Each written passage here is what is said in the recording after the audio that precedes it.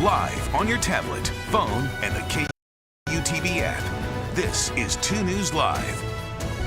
Thanks for joining us on 2 News Live. I'm Brian Schnee. It is Thursday, April the 4th. Man, time flies. We're going in depth tonight on a Salt Lake City building that was partially demolished on Easter Sunday. Before we get there, though, if you'd like to weigh in, we invite you to do so by using the hashtag 2 News Live, or you can join us on all of the social media channels. If you've got Facebook, X, Instagram, you tell me.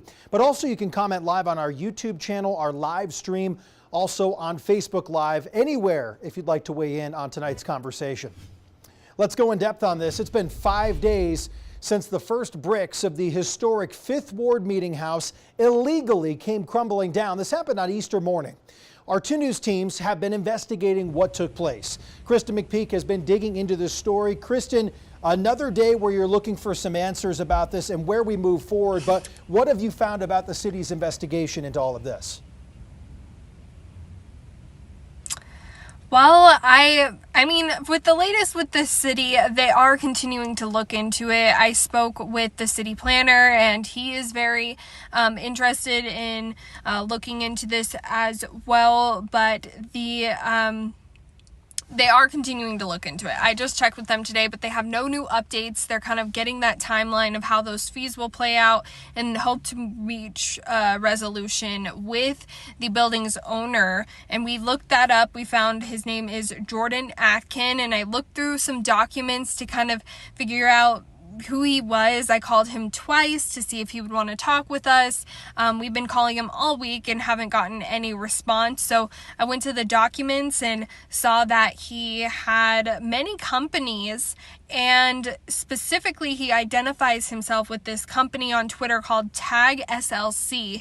And so when I looked into that, I found what properties Tag SLC owns, and then we went and checked some of those out and saw that they were kind of just older houses or lots in older parts of neighborhoods. And so some of them were all kind of clustered together. It wasn't just one property at a time. There was like multiple plots of land. And so it's definitely looks like it's something he likes to do, is invest in property.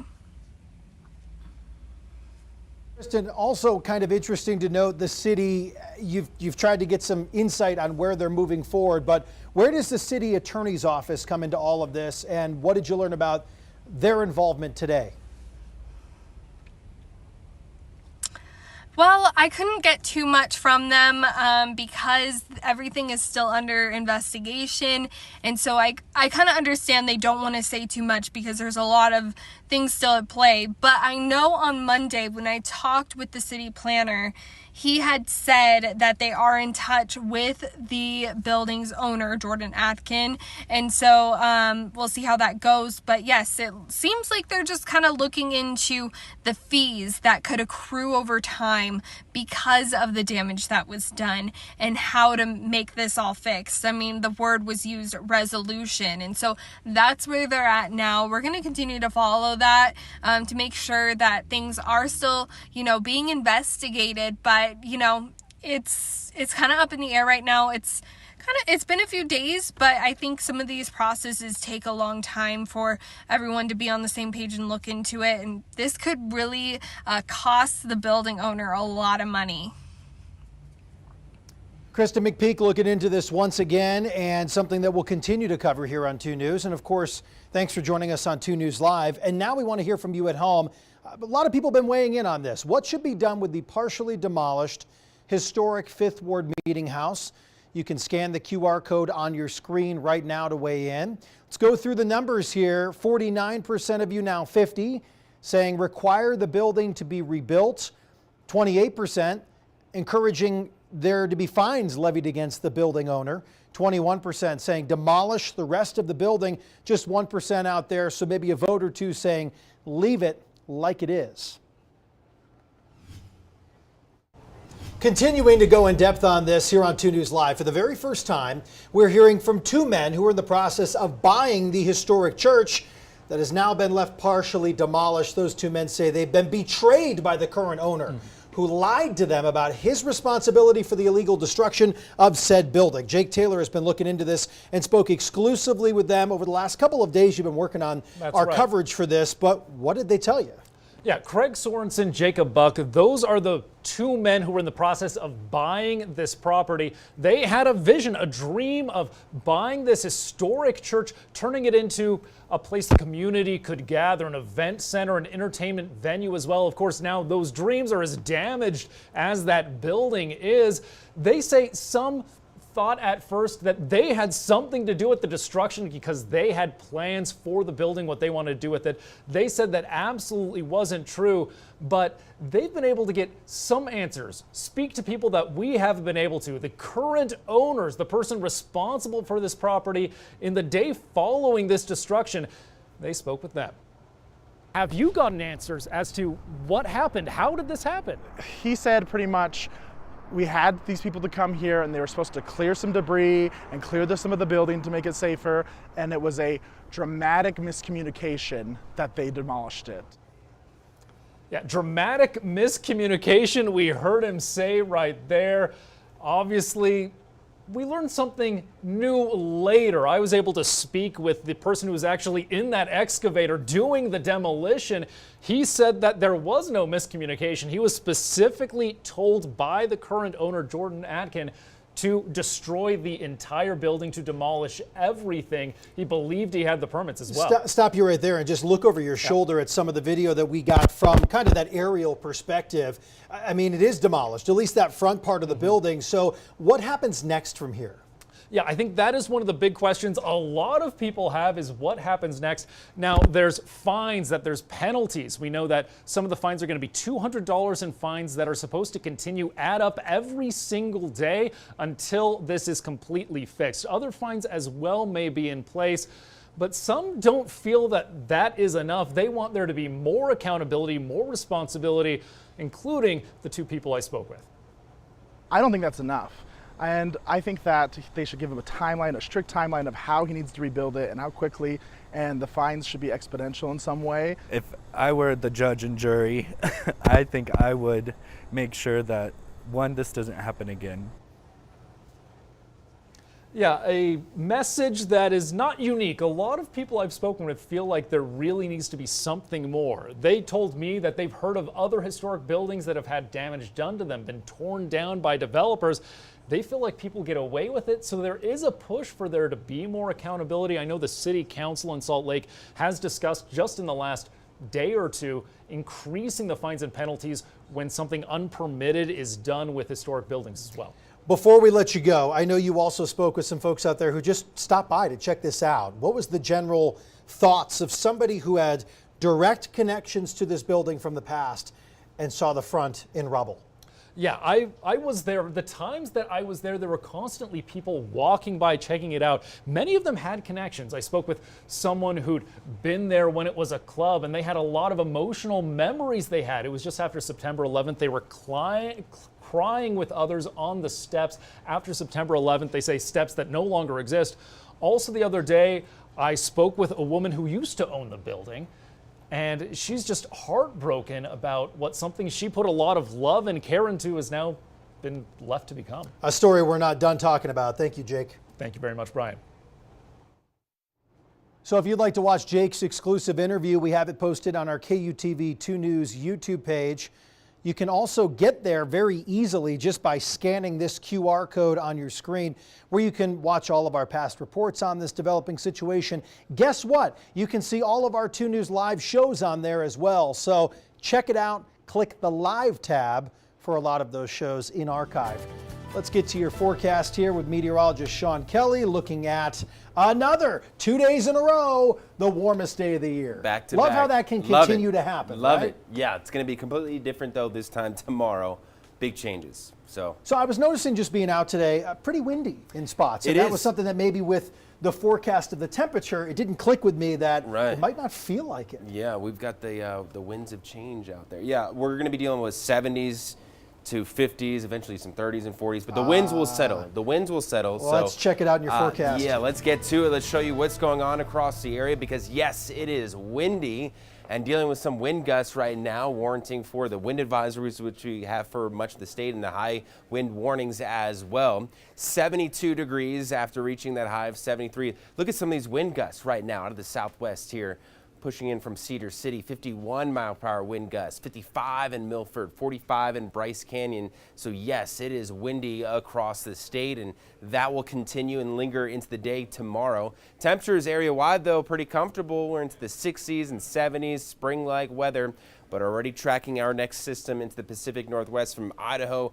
all the way into California. The low is just offshore here. You can see some lightning out ahead of it. We've got some mountain snow for the Sierra Nevada mountains. Here at home, we are dry even into tomorrow morning's commute. You got the all clear here. Just prepare for the winds, and as we head into the middle of the day, here comes our cold front as we arrive into the afternoon. It will start off as some mountain snow and some valley rain, but that will change as we head into the overnight. Snow levels drop, cold air filters in, wind shift out of the north and west, snow moves out towards the east, and then we could see the radar fill in a little bit nicely here as we head into Saturday morning, moving off the Great Salt Lake, continuing on with maybe some steady heavy snow pushing into the area. Now, because the majority of the heavy stuff is falling in the middle of the day during April with the high sun angle, and especially after dealing with the very warm air temperature, we're into the 70s, the ground will still be plenty warm, not expecting much in the way of major accumulations here across the valley floors.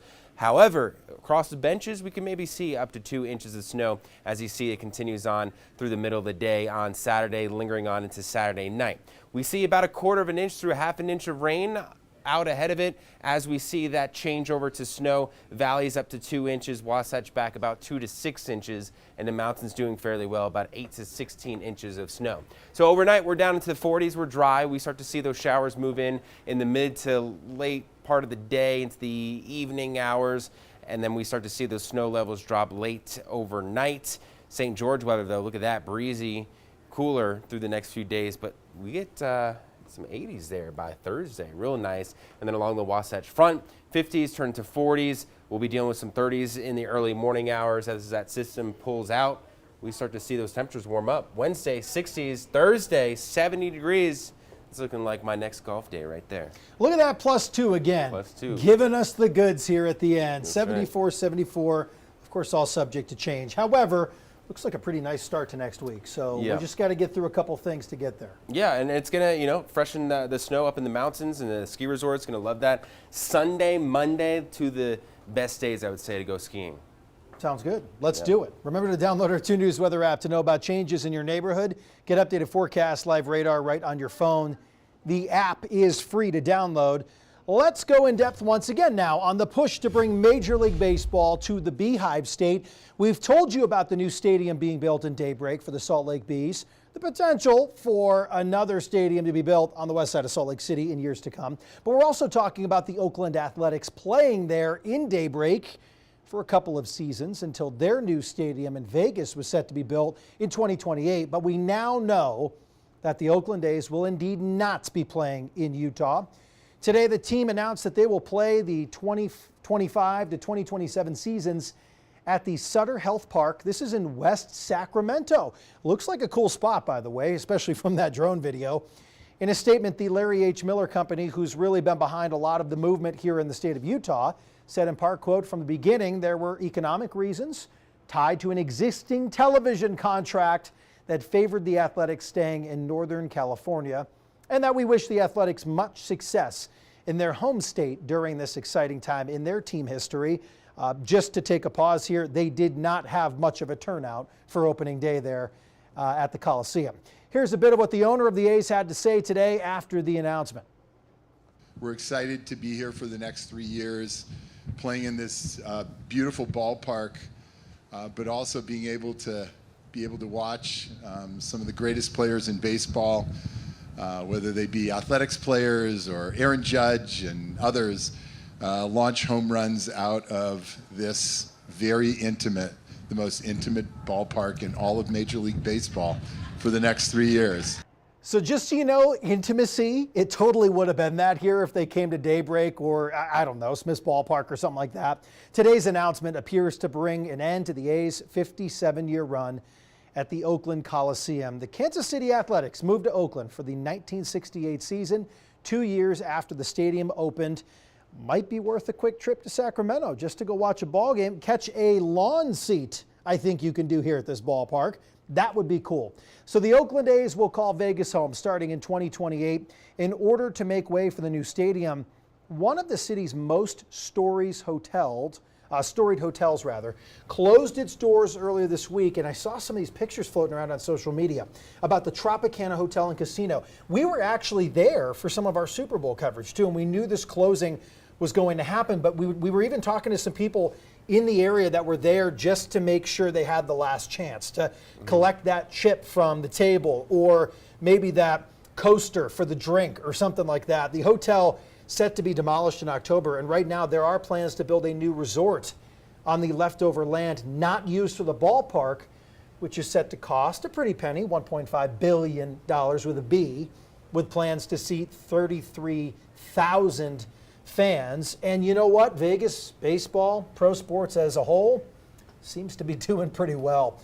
As the push continues to bring Major League Baseball to Utah, stay with 2 News as we bring the latest developments on Big League Utah and announcements from the key players in all of this.